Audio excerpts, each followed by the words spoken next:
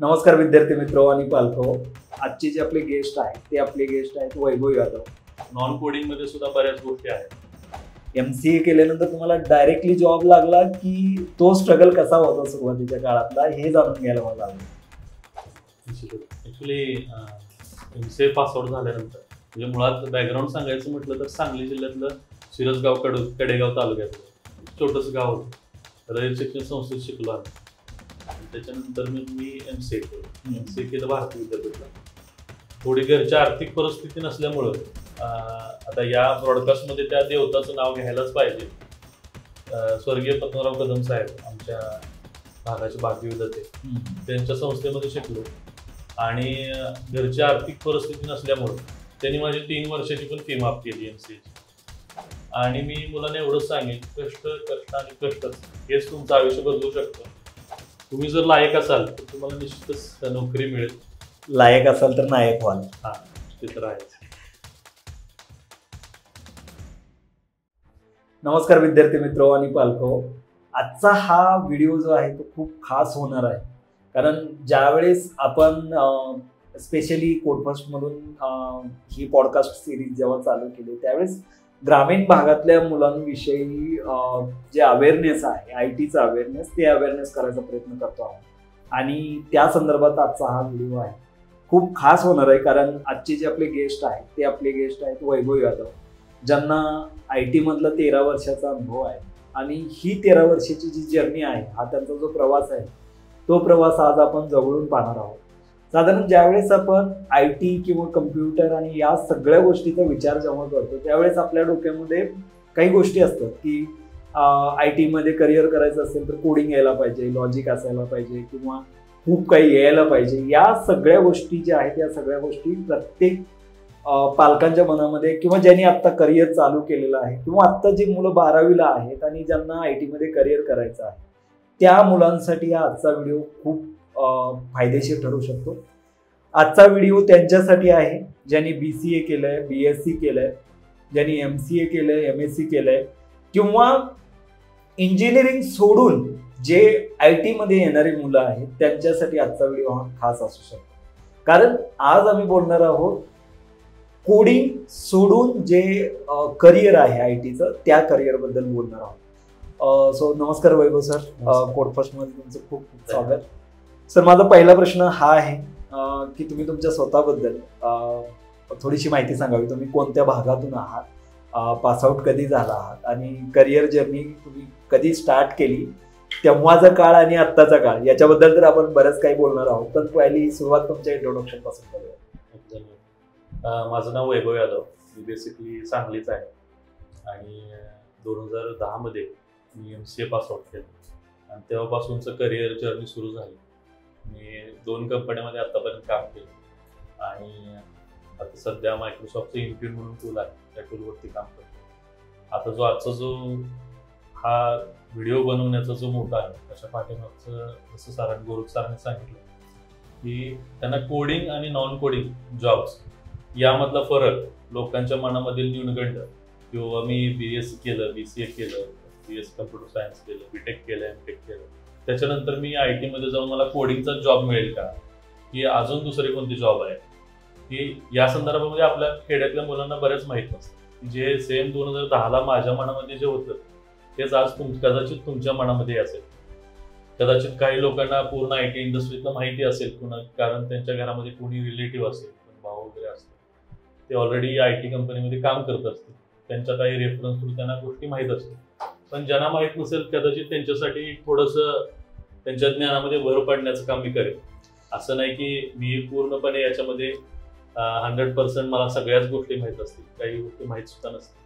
परंतु जे माझ्याकडे ज्ञान अवगत आहे, आतापर्यंत माहिती आहे, ती मी निश्चितच तुम्हाला शेअर करण्याचा प्रयत्न करतो. तर सुरुवात करताना पहिल्यांदा मी असं सांगेन की after BSc computer science, BTech, MTech याच्यानंतर सुरुवात करताना जो कोडिंगच पाहिजे किंवा बऱ्याच टेक्नॉलॉजी आहेत कोडिंगमध्ये, तर त्याच्यामध्ये तेवढंच न करता नॉन कोडिंगमध्ये सुद्धा बऱ्याच गोष्टी आहेत.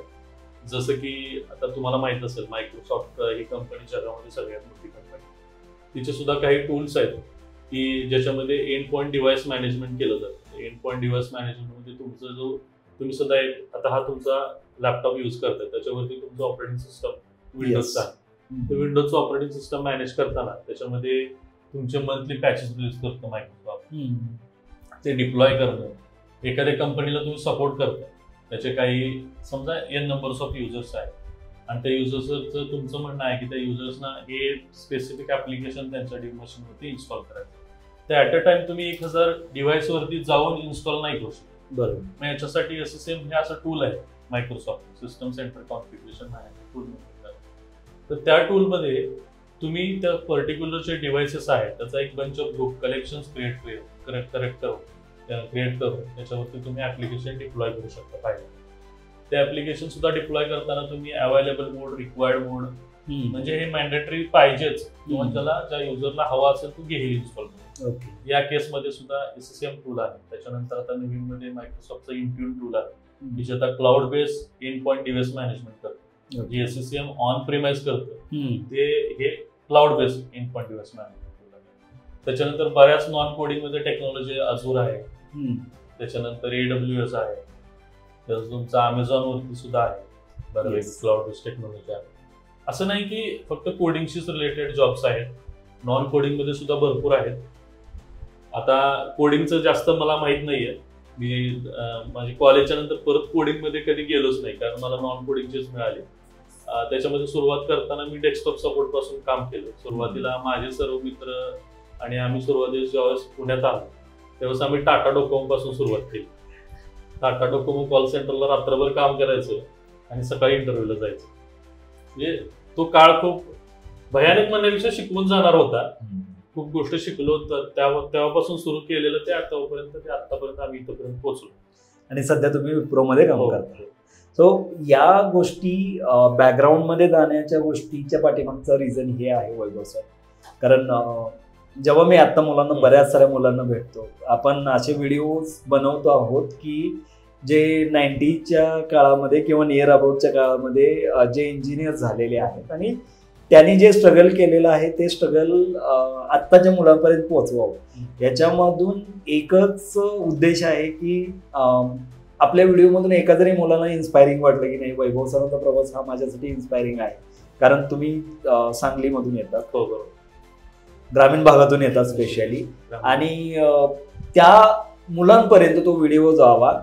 कारण तुम्ही जसं म्हणलं की टाटा डोकोमो पासून सुरुवात केली, कारण आता मुलांना आलं की त्यांच्या डोक्यामध्ये एकच गोष्ट आहे की मला एवढ्या लाखाचं पॅकेज पाहिजे, मला तेवढ्या लाखाचं पॅकेज पाहिजे, मला हाय लेवलच्या ऑफिसमध्ये काम करायचं आहे. पण ती इलिजिबिलिटी किंवा तो जो त्या कंपनीला फुलफिल करणारा क्रायटेरिया न बघता आपण फक्त मोकळी स्वप्न बघतोय. आणि मला वाटतं की थोडंसं अजून मी तुमच्या बॅकग्राऊंड, एज्युकेशनल बॅकग्राऊंड आणि जो तुमचा 90चा काळ आहे, तुम्ही ग्रॅज्युएशन झाल्यानंतर MCA केल्यानंतर तुम्हाला डायरेक्टली जॉब लागला की तो स्ट्रगल कसा होता सुरुवातीच्या काळातला हे जाणून घ्यायला मला आवडेल. ऍक्च्युली MCA पास आउट झाल्यानंतर म्हणजे मुळात बॅकग्राऊंड सांगायचं म्हटलं तर सांगली जिल्ह्यातलं शिरसगाव कडेगाव तालुक्यात छोटंसं गाव होतं. रयत शिक्षण संस्थेत शिकलो आम्ही कर्मवीरांना. आणि 10वी पास आउट झाल्यानंतर मी 11वी 12वी सायन्स केली. त्याच्यानंतर BSc केली आणि BSc नंतर परत MCA केली. BSc प्लेन BSc फिजिक्स आहे, फिजिक्स आहे. आणि त्याच्यानंतर मी MCA केलं. MCA केलं भारतीय विद्यापीठला. थोडी घरच्या आर्थिक परिस्थिती नसल्यामुळं आता या ब्रॉडकास्टमध्ये त्या देवताचं नाव घ्यायलाच पाहिजे. स्वर्गीय पद्मनाभ कदम साहेब आमच्या भागाचे भाग्यविधाते, त्यांच्या संस्थेमध्ये शिकलो. आणि घरची आर्थिक परिस्थिती नसल्यामुळं त्यांनी माझी 3 वर्षाची पण फी माफ केली MCAची. म्हणजे जो कोणी आज मी आहे शैक्षणिकदृष्ट्या किंवा जो आज मी काय स्टेबल आहे काय गोष्टी, तर ते जे आहे ते त्यांच्या आशीर्वादामुळे आहे. आई वडिलांचे कष्ट, माझेही थोडेफार कष्ट आणि त्यांनी दिलेली जी संधी की ज्या आर्थिकदृष्ट्या त्यांनी मला तिथं सपोर्ट केला, त्या सपोर्टमुळे आज कदाचित मी उभा आहे. आणि त्यांचं निश्चितच या ठिकाणी नाव घेणं गरजेचं आहे. नक्की घेतलं पण पाहिजे. हो.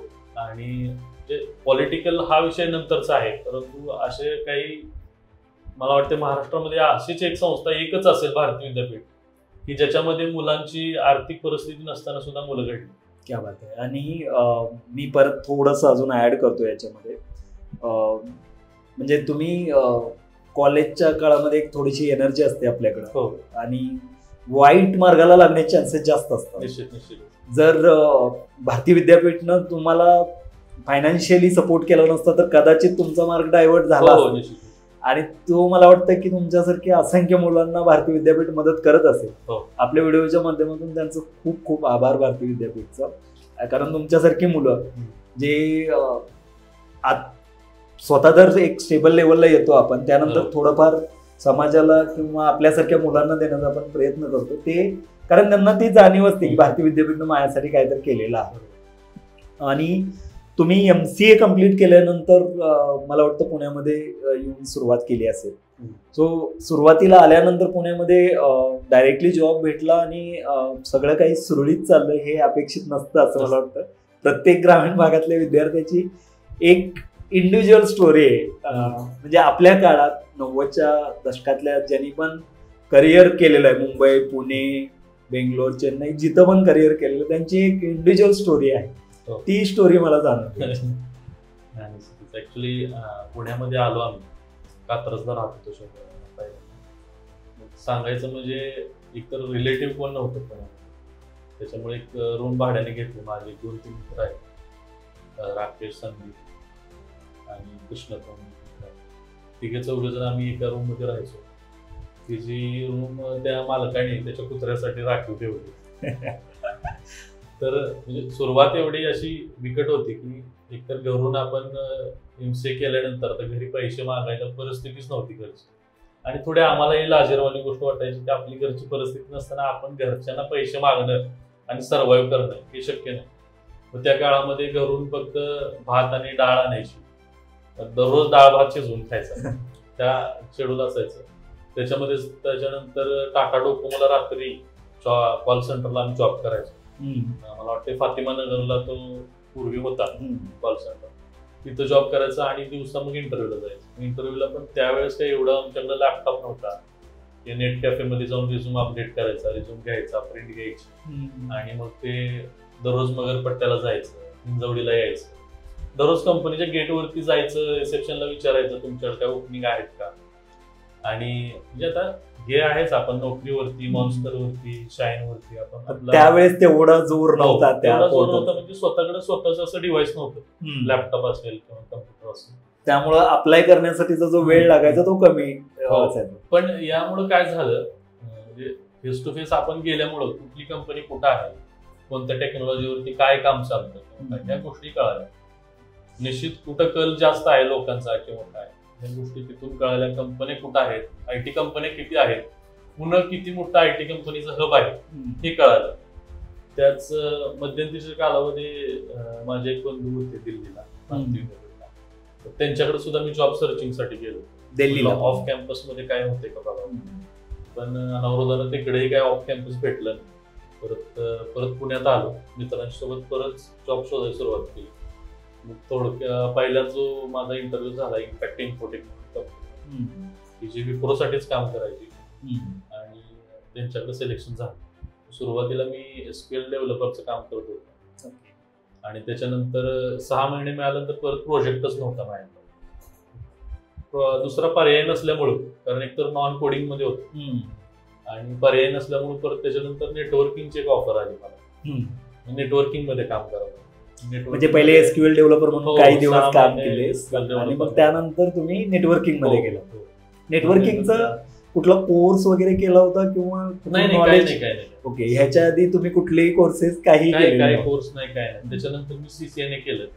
CCNA वरती परत मी 6 वर्ष नेटवर्किंग मध्ये काम केलं. आफ्टर CCNA 6 वर्ष नेटवर्किंग मध्ये काम केलं. त्याच्यानंतर मी एक वन ॲप क्लॅरिटी म्हणून टूल होतं त्याच्यावरती काम केलं. त्याच्यानंतर जेटपॅच म्हणून एक टूल आहे जे पॅचिंगसाठी यूज केलं जातं थर्ड पार्टी. त्याच्यानंतर एक नेक्स्टिंग म्हणून एक मॉनिटरिंग टूल आहे त्याच्यावरती काम केलं. त्याच्यानंतर मी फायनली मायक्रोसॉफ्टचं जे SSM टूल आहे त्या टूलवरती 5 वर्ष काम केलं.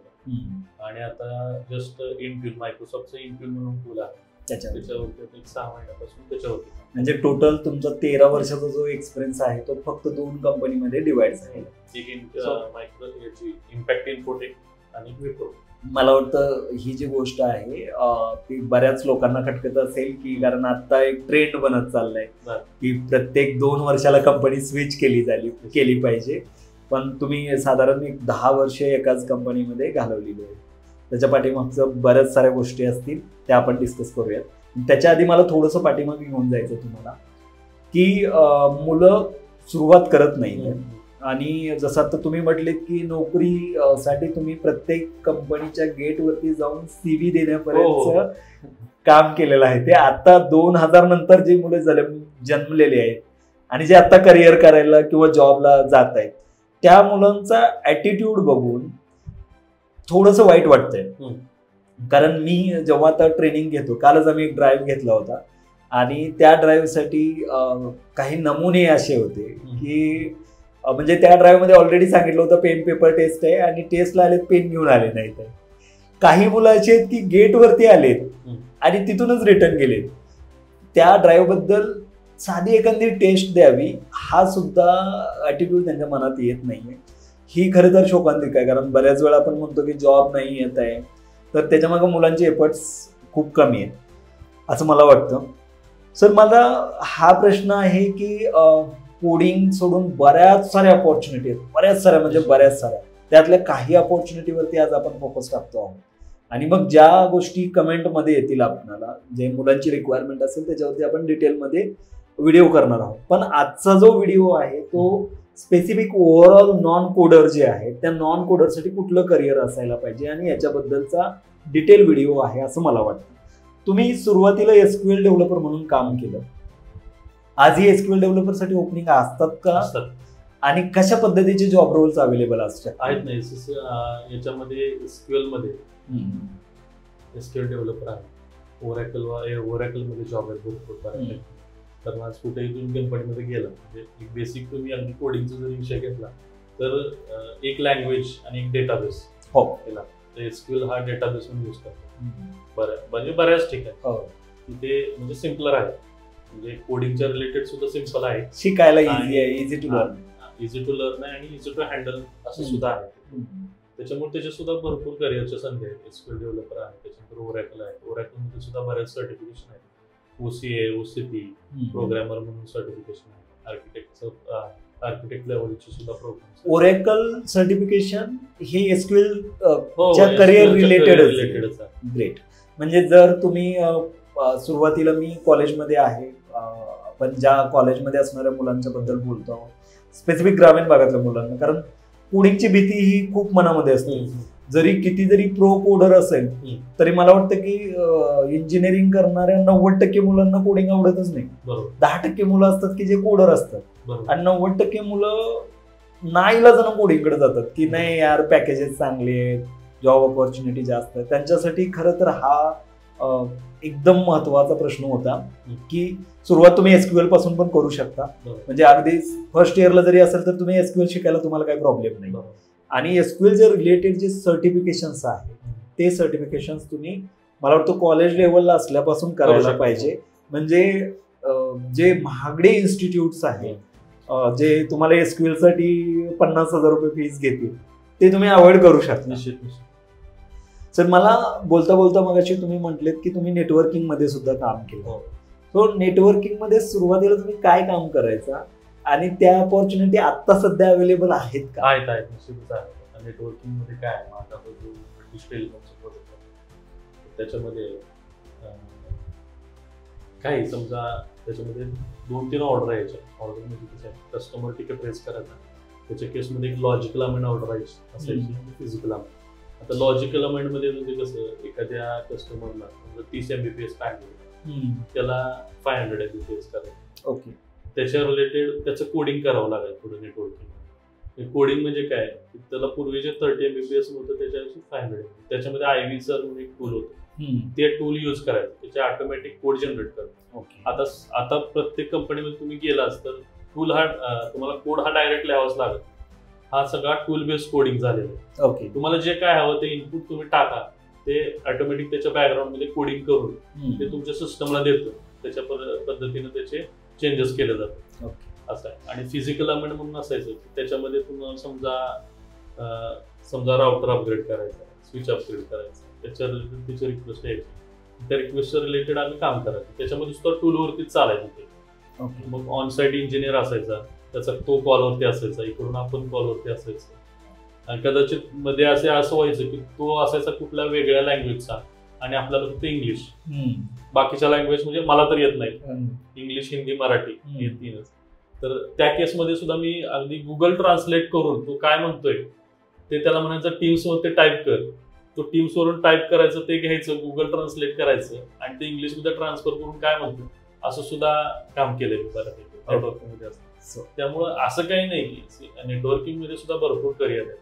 अगदी नेटवर्किंग सगळ्यात टॉपचं सर्टिफिकेशन CCIE म्हणून आहे, की म्हणजे अगदी कमी लोक आहेत की जे CCIE आहेत. हो, CCIE आणि CCNA बद्दल आपण एक डिटेल व्हिडिओ बनवणार आहोत. मला वाटतं तो तुमच्या सोबतच बनवायला पाहिजे.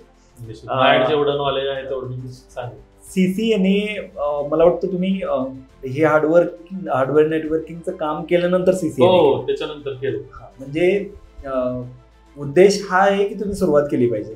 मग ते स्विच बसवण्यापासून असू द्यात किंवा एखादी लॅब मॅनेजमेंट करण्यापासून असू द्यात, तुम्ही ज्या क्षेत्रामध्ये सुरुवात करताय त्या क्षेत्रामध्ये ग्रो होण्याचे बरेच सारे चान्स आहेत. कुठेही तुम्ही असू द्या, कोणतंही करिअर घ्या, तुम्ही काय कराल त्याच्यावरती तुमचं करिअर डिपेंड राहतं. तुम्ही किती उड्या मारणार त्याच्यावर. ओके, सो नेटवर्किंग मध्ये तुम्ही एक ठराविक लेवल नंतर CCNA केलं. सो CCNA आता जर ग्रामीण भागातल्या मुलांना, आता बऱ्याच साऱ्या CCNAच्या लॅब अवेलेबल झाल्यात असं मला वाटतं. गावाकडे पण बऱ्याच साऱ्या लॅब आहेत. तर तो कॉलेजला असताना CCNA केलं तर काय फायदा होऊ शकतो का मुलांना, की डिरेक्टली माझं CCNA सर्टिफाईड आहे, मी BCA फर्स्ट इयरला ऍडमिशन घेतलंय पण माझा कोडिंगमध्ये इंटरेस्ट नाही, माझी घरची परिस्थिती हालाकीची आहे, मला जॉब करायचं काही, तर मी CCNA कम्प्लीट केलं समजा, तर मला जॉबच्या ऑपॉर्च्युनिटी अवेलेबल होती. तुम्ही आता IT कंपनीवर बऱ्याच ठिकाणी डेस्कटॉप सपोर्ट इंजिनियरची गरज असते. ओके, तर डेस्कटॉप सपोर्ट इंजिनियरचं करिअर बद्दल तुम्हाला माहिती असेल, तर कदाचित मुलांना सांगायचं म्हटलं तर ज्यावेळेस कोणतंही डिव्हाइस येतं, कोणतंही डिव्हाइस असू दे, त्याच्यामध्ये त्याच्या रिलेटेड काही ना काही तर हार्डवेअरचे प्रॉब्लेम असतात, नेटवर्किंगचे प्रॉब्लेम्स असतात. त्याच्यामध्ये डेस्कटॉप सपोर्टचं काम होतं, की मी सुद्धा ते इनिशियल लेवलला केलेलं आहे पहिलं. त्याच्यानंतर त्याच्यामध्येच ॲडमिन म्हणून येतं, पूर्ण डेस्कटॉप सपोर्ट, त्याच्यामध्ये ॲडमिनचं काम तुम्ही करू शकता. त्याच्यामधूनच शिकत मी पुढं परत मायक्रोसॉफ्टचं ते SSM टूल घेतलं, इंटरव्यू टूल घेतलं. असं नाही की CCNA वरती जॉब नाही आहे, CCNA वरती आजही जॉब आहे, कारण जिथं इंटरनेट आलं तिथं नेटवर्क इंजिनियरची गरज आहे. मला वाटतं जगात असं कुठलं जागाच नसेल की जिथे इंटरनेट नाही. त्यामुळं आणि फक्त नेटवर्किंग मध्येच फक्त करिअर आहे, नेटवर्कच्या रिलेटेड सायबर सिक्युरिटी आहे, फायरवॉल्स, पॉलो अल्टो, बरेच त्याच्यामध्ये सुद्धा संधी आहे की जे आज इंजिनियर मिळत नाही. अगदी बोटावर मोजणे इतकं आपल्याकडे CCIE. मेन प्रॉब्लेम काय झालाय सर, म्हणजे आता 4 वर्ष ट्रेनिंग मध्ये ज्यावेळेस काम केलं त्यावेळेस एक गोष्ट लक्षात आली की प्रत्येकाला फक्त कोडिंग करायचं आहे, ते जमू ना जमू, इंटरेस्ट असो ना नसो, एक आपल्या गावाकडं म्हणजे एक टेंडन्सी झाली लोकांची की कुठल्या तरी एका कोर्सला ऍडमिशन घ्यायचं म्हणजे जॉब लागतो. मग तो आपल्याला जमतोय न जमतोय हे मुलं बघत नाहीत आहे, आपला इंटरेस्ट आहे नाही हे बघत नाही, जायचं इन्स्टिट्यूटला ऍडमिशन घ्यायचं आणि मग त्याच्यातून इन्स्टिट्यूट चालतात पण मुलांना जॉब नाहीत भेटत.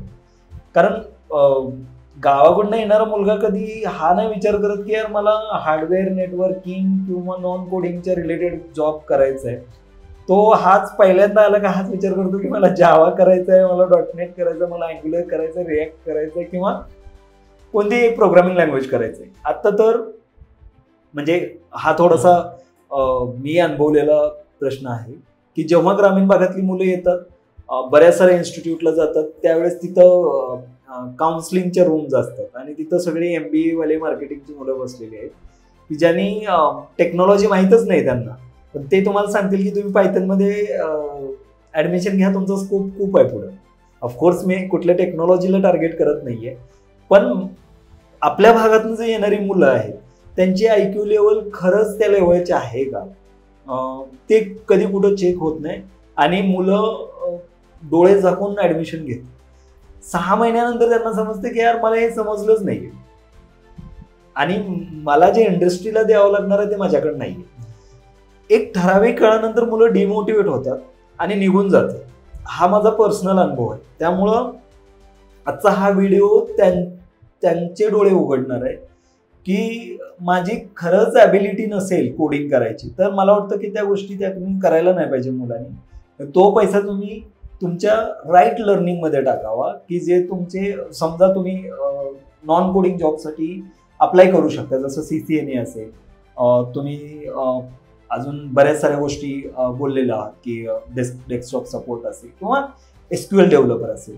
मला वाटतं SQL शिकण्यासाठी 15 ते 20 दिवस हार्डली खूप झाले. जर तुम्ही 8 तासाचं डेली शेड्यूल बनवलं आणि स्वतः जरी शिकले तरी मला वाटतं SQL तुम्ही तेवढ्या दिवसात शिकाल आणि करिअर स्टार्ट करायला काय हरकत नाही. तुमच्या बोलण्यामध्ये एक गोष्ट आली होती की CSIR ही एक टर्म आली होती. ही CSIR नक्की काय आहे, जे ग्रामीण भागातल्या मुलांना त्याच्याबद्दल थोडीशी माहिती मिळाली. आणि अजून कुठले नॉन कोडिंगचे प्लॅटफॉर्म आहेत ज्याच्याविषयी आपण त्यांना सांगू शकतो? निश्चितच नॉन कोडिंगचं सुरुवातीला आपण बोलताना मी जसं म्हटलं भरपूर टूल आहे. मागाशी पण मी म्हटलं मायक्रोसॉफ्टचे टूल्स आहे, तुमचे क्लाउड बेस्ड टूल आहे. त्याच्यानंतर नेटवर्किंग सुद्धा हे नॉन कोडिंग मध्येच येतं. बरोबर, नेटवर्किंग मध्ये सुद्धा तुमचं CCNA, CCNP, CCIE आज बऱ्याच ठिकाणी, बऱ्याच म्हणण्यापेक्षा प्रत्येक IT कंपनीमध्ये नेटवर्क इंजिनियरची गरज आहे. तुम्ही तुमच्या संधी शोधल्या पाहिजे. तुमच्यामध्ये तुमचे काय गट्स आहे, तुम्हाला काय करायचं हे बघितलं पाहिजे. आता सुरुवातीला काय होतंय, लोकांना असं वाटतं की मी BTech केलं, BCA केलं, MCA केलं की मला जॉब मिळेल, जॉब मिळेल, मी सेटल होईल, असं होईल. पण आज मार्केटमध्ये जेवढे कॉलेजेस आहेत, जेवढी मुलं पासआउट होतात, तेवढ्या सुद्धा नोकरीच्या संधी आहेत का, हा पण विषय आहे. म्हणजे माझा कोणीतरी नातेवाईक IT कंपनीत आहे म्हणून मी हा कोर्स करेन आणि मी IT कंपनीत जॉब मिळेल, की आता तेवढंच सोयीस्कर राहिलेलं नाही. कारण तेवढीच जास्त मुलं पास आउट होऊन येतात या करिअर फ्लोमध्ये आणि खूप गर्दी होते. अगदी 2-4 इंटरव्ह्यूज, 2-4 जॉब ओपनिंग्स असतील तर 1000-1500 मुलं यायला. आणि मुलांचं जसं तुम्ही मागाशी म्हटला की मुलं दरवाजापर्यंत येतात, अरे मग एवढी छोटी कंपनी आहे काय, नको करायला, चला इथूनच जावं. आता कसं झालंय, प्रत्येकाला वाटतं रेडी टू इट, सगळ्यांना रेडी पाहिजे की मी जाणार तिथं, मला लगेच कोडिंगचं जॉब मिळाला पाहिजे, मी असं करेन, मला एवढं पॅकेज मिळालं पाहिजे. ते असं तेवढं आता सोयीस्कर राहिलेलं नाही. मुळात मुलांनी पण हा सिनेरिओ बदलला पाहिजे. त्यांचा जो मनातला न्यूनगंड आहे तो पण त्यांनी काढला पाहिजे की मी हे केल्यानंतर मला हे मिळेलच. कारण आता ती परिस्थिती राहिली नाही. वाढती लोकसंख्या, तेवढे वाढते जॉब्स नाही आहेत. बऱ्याच IT कंपन्या ज्या आहेत आता सध्या AI वरती मूव्ह झाले. आता जे पूर्वी काम 1-2 इंजिनियर करायचे ते आता इंजिनियरच पूर्ण गेले तिथून, कारण पूर्ण आता AI बेस्ड टेक्नॉलॉजी आल्यामुळे या गोष्टी आहेत. पण याचा अर्थ असं नाही की AI आल्यामुळे पूर्णच नोकऱ्या गेल्या, असं काही नाही. थोडीफार ग्रोथ आहे, प्रत्येक ठिकाणी ग्रोथ होतच राहते. IT कंपनी सुद्धा त्यांचा रेव्हेन्यू वाचवण्यासाठी वेगवेगळ्या टूलचा वापर करते. AI बेस्ड पण काही टूल आहेत त्याच्यामध्ये अगदी म्हणजे 0 म्हटलं तरी त्याच्यामध्ये इनपुट्स द्यावे लागतात. असं आहे, ऑटोमेशन झालेलं आहे, ऑटोमायझेशन खूप झालेलं आहे त्याच्यामध्ये. त्याच्यामुळे ते ओळखलं पाहिजे तुम्ही की मी गेल्यानंतर मी हा कोर्स करेन, तो केल्यानंतर जॉब. आता बरेच लोक तुमच्या इथे येतात सुद्धा, मी बघतोय मुलांना वाटतं मी 2 तासाचा क्लास केला की त्याच्यानंतर माझं संपला विषय, मला जॉब मिळून जाईल, क्लास संपला की मला जॉब मिळून जाईल. पण त्या इंटरव्ह्यूसाठी प्रिपरेशन, कंपनीला काय हवं आहे, IT कंपनीमध्ये आपण इंटरव्ह्यू जाताना तिथे काय हवं आहे, त्यांच्या काय गरजेच्या गोष्टी आहेत, कोणती टेक्नॉलॉजीमध्ये आपल्याला ग्रोथ केली पाहिजे, काय लेवलची ग्रोथ केली पाहिजे. फक्त BTech MCA केलं म्हणून जॉब नाही मिळत, त्याच्यामध्ये एक्सटर्नल सर्टिफिकेशन केले पाहिजे. तुम्हाला एखादी टेक्नॉलॉजी तुम्ही निवडताय, बाबा मी जावामध्ये, तर जावाचे एक्सटर्नल सर्टिफिकेशन केले पाहिजे. अजून काय तर नवीन असेल नॉलेज ते घेतलं पाहिजे. जर तुम्हाला काय आलं तरच कंपनी तुम्हाला घेईल. तुम्ही BTech MCA केले म्हणून तुम्हाला घेणार नाही कंपनी, म्हणजे तो पण विषय आहे. म्हणजे या गोष्टी मुळात मुलांनी स्वतःच्या मनाला समजून सांगितलं पाहिजे. आणि थोडंफार कसं होतंय की एकदा माणूस गावाकडनं शिकून पुण्या मुंबईला आला की ज्यांची आर्थिक परिस्थिती आहे त्यांचं ठीक आहे, पण ज्याची आर्थिक परिस्थिती नाही ना तोच माणूस घडतोय. त्यामुळे मी आहे, त्याचा अर्थ असा नाही की ज्याची आर्थिक परिस्थिती आहे तो घडत नाही. पण सुरुवातीला कसं आहे, ज्या कंडिशन मध्ये आम्ही होतो त्या कंडिशन मध्ये आम्ही सर्वाइव्ह केला आम्ही, आणि आज आम्ही तिथं घडलो. तसं प्रत्येक मुलांनी पण हा विचार केला पाहिजे की आपण आपल्या करिअरचं, आपल्या आई वडिलांची परिस्थिती काय आहे त्याच्यानुसार आपल्याला काय केलं पाहिजे. ITच्या करिअरच्या संधी आहे, आणि फक्त ITतच असं काही नाही, तुम्ही गव्हर्नमेंटच्या सुद्धा नोकरीच्या संधी आहेत त्याच्यामध्ये, सायबर सिक्युरिटीमध्ये आहे, त्याच्यामध्ये सुद्धा भरपूर संधी आहेत नोकरीची, ICSR मध्ये आहे, म्हणजे बऱ्याच आहेत. जिथं जिथं नेटवर्किंग आणि जिथं जिथं IT चं काम आहे तिथं तिथं IT कंपन्यांना नोकऱ्या आहेत, ते शोधणं गरजेचं आहे. तो ज्याचा त्याचा सिनियर आहे, तो कुणाला कुठली करिअरची संधी निवडायची काय. अगदी एवढंच नाही म्हटलं तर आर्मी, नेव्ही, एअरफोर्स मध्ये सुद्धा संधी आहे IT वाल्यांना. हो, ते तसं तुम्ही शोधलं पाहिजे आणि त्या दृष्टीने तुम्ही स्वतःला बनवलं पाहिजे, तर त्या गोष्टी शक्य होतील. तुम्ही जसं आता बोलता बोलता एक बोलले की रेडी टू ईट हा जो ॲटिट्यूड आहे, तो ॲटिट्यूड मला वाटतं या जनरेशनमध्ये खूप बघायला मिळतो. बऱ्याच सारी मुलं फक्त तुम्ही द्या तेव्हा आम्ही घेऊ, आणि म्हणजे या ॲटिट्यूडमुळं जे स्ट्रगल आहे ते स्ट्रगल मला वाटतं आता डायरेक्टली झिरो झालंय. AI आल्यामुळं जॉब किती जातील हे माहित नाहीये, पण या लोकांच्या आळसामुळं आणि यांच्या ॲटिट्यूडमुळं मात्र जॉब मिळणार नाही हे मात्र फिक्स आहे. आपल्या काळातलं जे स्ट्रगल आहे ते स्ट्रगल आणि आत्ताच्या मुलांना ज्या मिळालेल्या गोष्टी आहेत, म्हणजे आपण 1 GB इंटरनेटसाठी रडलो असेल, आपण पहिल्या जॉबसाठी अगदी 2000चा असू दे नाहीतर 4000चा असू दे, पण जॉब असू दे, हा जो आपला ॲटिट्यूड होता. आणि आपण लर्निंग ॲटिट्यूड म्हणजे तुम्ही कंपनीत गेल्यानंतर मी एक गोष्ट केली तर मला दुसरी गोष्ट यायला पाहिजे, हा ॲटिट्यूड मला वाटतं आत्ताच्या जनरेशनमध्ये थोडासा कमी बघायला. थोडासा म्हणण्यापेक्षा तू अगदी 99% म्हणलं तर कमीच आहे. मला त्याचबद्दल थोडंसं बोलायचं आहे. म्हणजे हा व्हिडिओ बनवण्याच्या पाठीमागचा उद्देश हा आहे की बरेच सारे पालक आहेत, आज जागरूक पालक पण आहेत आणि असे पण पालक आहेत की मी आता पालकांना पण भेटतो आहे ग्रामीण भागातल्या कॉलेजेसवरती जेव्हा जातो, पोरगं कॉलेजमध्ये जाते किंवा मुलगी कॉलेजमध्ये जाते एवढंच त्यांना माहीत आहे. त्या पालकांना एवढं माहीत आहे की मला एवढे पैसे भरायचे, याच्या पलीकडे त्या पालकांना काय माहीत नाही.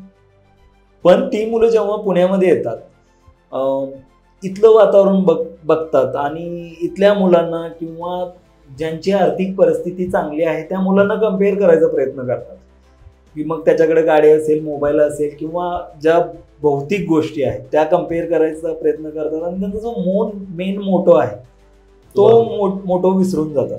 त्या मुलांना मला वाटतं तुमच्याकडून काय मार्गदर्शन होईल की त्या मुलांनी थोडंसं परिस्थितीची जाणीव ठेवायला पाहिजे, त्याच्याबद्दल थोडंसं तुम्ही बोलावं असं मला वाटतं. आता जसं रेडी टू ईट मगाशी आपलं बोलणं झालं तसं कसं झालं, मुलांमध्ये आता सध्या भौतिक सुविधा पाहिजे प्रत्येकाला.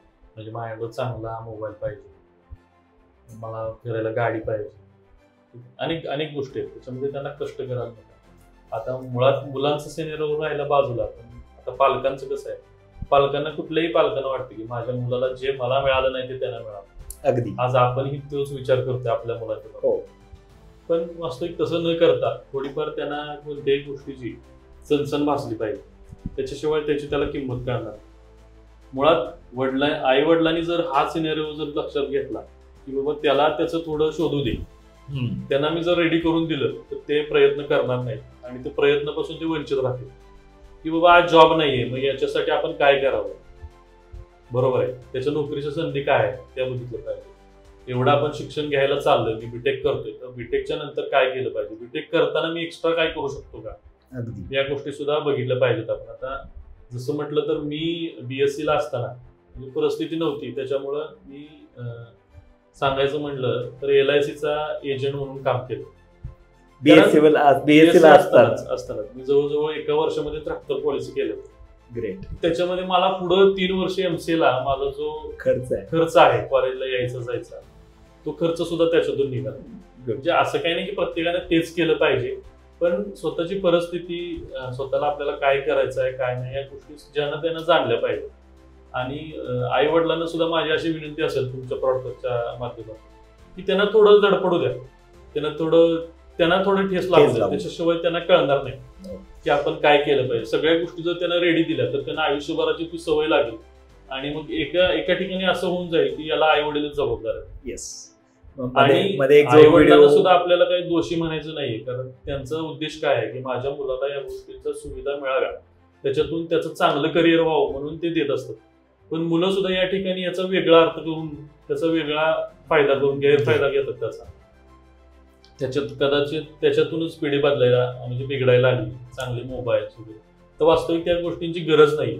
मोबाईल शिवाय माणूस याच्या अगोदर सुद्धा जगत होता. आपण ज्यावेळेस कॉलेजला होतो त्यावेळेस आपल्याकडे मोबाईलच नव्हता, म्हणजे माझ्याकडे तर नव्हताच मोबाईल. नक्कीच, आमच्याकडे होता. म्हणजे मग मोबाईल नव्हतं म्हणून काय आपण सर्वाइव्ह झालं नाही का, आपल्याला काही गोष्टी कळाल्या नाहीत का, आपण ते शोधले म्हणून कळालं. आता प्रत्येकाकडे मोबाईल आहेत, चांगले अँड्रॉइड फोन आहेत, त्याच्यावरती गुगल करून माहिती घेणारी मुलं भरपूर आहेत आणि रील्स बघणारी सुद्धा मुलं भरपूर आहेत. तुम्ही ठरवलं पाहिजे तुम्ही कोणत्या प्रकारचे रील्स बघताय, तुम्ही काय प्रकारचं ज्ञान शोधताय मोबाईलवरती, हे ज्याचं त्यानं ठरवलं पाहिजे. आणि वैयक्तिक कुणी सांगण्यापेक्षा स्वतःला कळलं पाहिजे. जोपर्यंत माणूस स्वतःपासून आतून पेटत नाही तोपर्यंत तो काहीच करू शकत नाही. नक्कीच.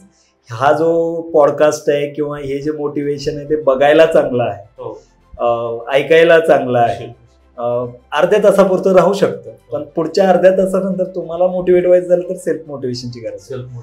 मला वाटतं की यानंतर माझा हा प्रश्न आहे वैभव सर, की ग्रामीण भागातली मुलं ज्यावेळेस पुण्यामध्ये येतात एक लेवल येते त्यांची, म्हणजे मी पुण्याला येतो तेव्हा माझा राहण्याचा खर्च, माझा खाण्याचा खर्च, मी जे लावलेले क्लासेस आहेत त्या क्लासेसचा खर्च आणि थोडंफार इकडं तिकडं जर तुमचं मेडिकल आणि लाईफस्टाईलच्या गोष्टी पकडल्या तर हा ओव्हरऑल खर्च जो आहे तो सध्या पालक उचलत आहेत त्यांची. बरोबर. याची मुलांना जाणीव नाही.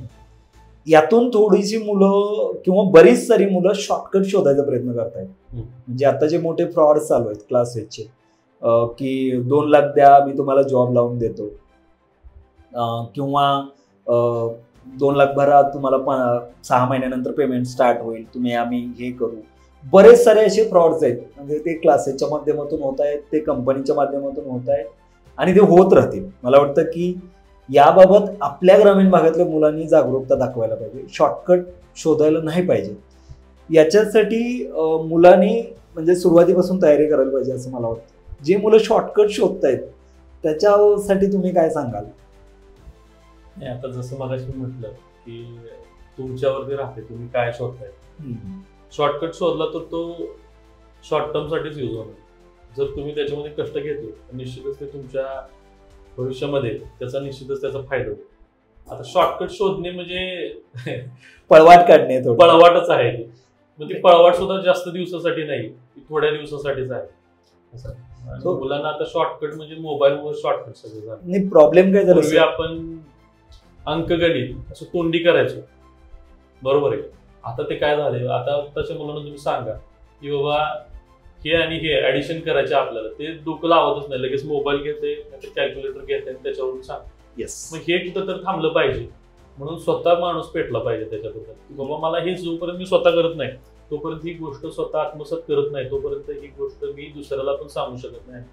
आणि ह्याला फक्त क्लासेसच जबाबदार आहेत असं नाही, मुलं सुद्धा तेवढीच जबाबदार आहेत. आणि आज आपल्या म्हणजे वैयक्तिक आपला हा काय पॉडकास्ट पॉलिटिकल किंवा शैक्षणिक संस्थांबद्दल बोलण्याबद्दलचा नाही, परंतु सुद्धा मी एक गोष्ट निश्चितच या ठिकाणी मांडू शकतो की ज्या शैक्षणिक संस्था ज्या पद्धतीनं शाळा कॉलेजेस काढतायत आणि ज्या पद्धतीनं मुलं इंजिनियर म्हणून BCA करतायत, MCA करतायत, BTech MTech करून ज्या मुलं जेवढ्या पद्धतीनं बाहेर पडतात तो काउंट खूप मोठा आहे. याचा अर्थ काय शाळा कॉलेज चालवायचे नाहीत असं पण नाही, परंतु शाळा कॉलेज सुद्धा शिकवताना मुलांच्या टेक्निकल गोष्टीवरती भर दिला पाहिजे. लाईव्ह प्रोजेक्ट्स मिळतात का बघितलं पाहिजे. आज जसं काय तुमचं कोडफस्ट आहे, अशा काही अकॅडमी आहेत की ज्या मुलांना खेडेगावातून येणाऱ्या लोकांना सुद्धा ते संधी देतात की बाबा तू क्लास कर, तू जॉब मिळव, त्याच्यानंतर आपण बघू काय करायचं काय नाही त्याच्यामध्ये. म्हणजे हा जो सिनेरिओ आहे हा आपल्या शाळा कॉलेज सुद्धा महत्वाचा ठरवतात. आज तुम्ही साधं BTech करायला गेला पुण्यासारख्या शहरामध्ये तर आज काही कॉलेजची 5-6 लाख रुपये फी आहे. हो. 2-3 वर्षाचं इंजिनिअरिंग करायचं, त्याच्यामध्ये 10-12 लाख रुपये गुंतवायचे, आई वडिलांचे एवढे पैसे वेस्ट करून. त्याच्यानुसार सुद्धा काय होतंय की एक प्रोडक्टच बाहेर पडतोय. येस. बिना टेक्निकल नॉलेजचा तो प्रोडक्ट बाहेर काढते कॉलेज. येस. फक्त डिग्री आहे त्याच्याकडे. माझी थोडी अशी विनंती राहिली आहे पॉडकास्ट कॉलेज शाळा कॉलेजला की हा सिनेरिओ तुम्ही बदला, मुलांना टेक्निकल गोष्टींची सवय लावा, त्यांच्याकडून या गोष्टी करून घ्या. जर या गोष्टी नाही झाल्या आताच तर ते पुढे ही अशीच सुशिक्षित बेकारी अशीच वाढत राहणार. त्यामुळं शाळा कॉलेज, आई वडील आणि त्या मुलांनी तिघांनी म्हणून हा समन्वय जोपर्यंत जमत नाही तोपर्यंत ह्या गोष्टी अशाच चालत राहणार. ग्रेट. असं तो या पॉडकास्टची मी थोडीशी शेवट करतो या पॉडकास्टचा. हा पॉडकास्ट किंवा ही जी सिरीज आहे ती करिअरच्या 100 वाटासाठी आपण ओपन करतो आणि स्पेशली ग्रामीण भागातल्या मुलांसाठी करतो. त्या ग्रामीण भागातल्या मुलांना तुम्ही काय संदेश द्याल की ज्यांची परिस्थिती खरीच गरीब आहे, शिकण्याचीही किंवा शिकवण्याचीही ऐपत नाही अशी पालक आहेत, अशी मुलं आहेत, त्या मुलांना खरंच शिकायला पाहिजे किंवा शिकायला काही प्रॉब्लेम येणार नाही कारण तुम्ही बऱ्याच साऱ्या गोष्टी फेस केलेल्या आहेत तुमच्या आयुष्यात, त्या मुलांना तुम्ही काय सांगा? आता म्हणजे कुणाला उपदेश देणे इतका मी मोठा नाही किंवा कोणी तत्वज्ञ नाही, परंतु एक सांगेन की इच्छा तिथे मार्ग. तुमच्या मनात जर इच्छा असेल की मला एक गोष्ट करायचीच आहे तर तुम्हाला त्या ठिकाणी देव सुद्धा मदत निश्चित करतो. देव कोणाच्याही माध्यमातून करतो.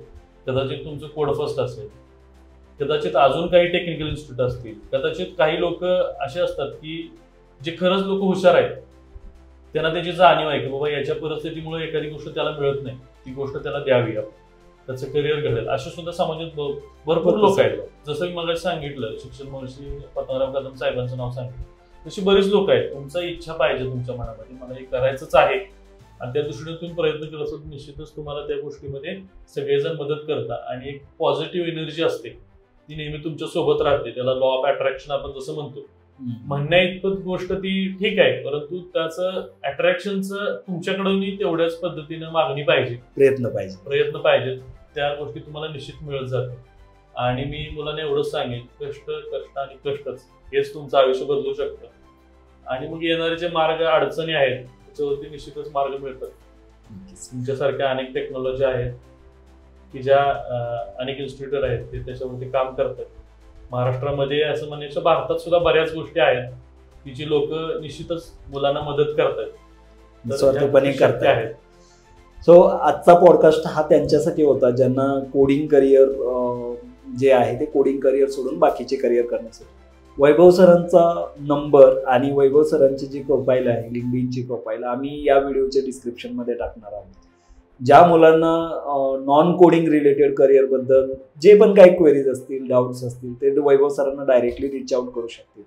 ते तुम्हाला योग्य मार्गदर्शन करतीलच नेहमी. फक्त त्यांचा वेळ काळ बघून थोडासा मेसेज आणि कॉल करत चला. शक्यतो कॉल नका करू, मेसेज करा त्यांना. लिंक्डइन प्रोफाईलवरती कनेक्ट राहा, त्यांच्या पोस्ट आणि त्यांच्या ज्या ॲक्टिव्हिटीज आहेत त्या फॉलो करा. तुमचे डाऊट्स असतील तर तुम्ही डाऊट्स नक्की विचारा. हा व्हिडिओ त्यांच्यापर्यंत पोहोचवा ज्यांना खरंच गरज आहे. वैभव सर, तुम्ही पॉडकास्टमध्ये आलात, वेळात वेळ काढून जे विस्तृत चर्चा झाली त्याबद्दल पॉडकास्टकडून पुन्हा एकदा खूप खूप आभार. आणि जी मुलं रिच आउट होतील तुम्हाला त्यांना हेल्प कराल हीच अपेक्षा. निश्चितच आपल्या माध्यमातून मला मुलांपर्यंत पोहोचण्याची एक संधी मिळाली. माझं थोडंसं मला जे माहिती आहे त्याचं त्याला ब्रॉडकास्ट झालं त्याबद्दल आपल्या कोडफोचं सुद्धा या ठिकाणी मी आभार मानतो. आणि मुलांना एवढंच सांगेन की तुम्ही कष्ट करण्याची तयारी ठेवा. इच्छा तिथे मार्ग, निश्चितच तुम्हाला यातून मार्ग मिळेल. असं नाही की करिअरच्या संधी नाही आहेत, भरपूर करिअरच्या संधी आहेत, फक्त शोधलं पाहिजे आणि त्याच्याबद्दल तुम्ही स्वतःला लायबल बनवलं पाहिजे. तुम्ही जर लायक असाल तर तुम्हाला निश्चितच नोकरी मिळेल. लायक असाल तर नायक व्हाल. हा, ते तर आहेच. ओव्हरऑल तुम्ही दिल्याबद्दल, संधी दिल्याबद्दल धन्यवाद. कोडफोर्सचा सगळ्यांना शुभेच्छा.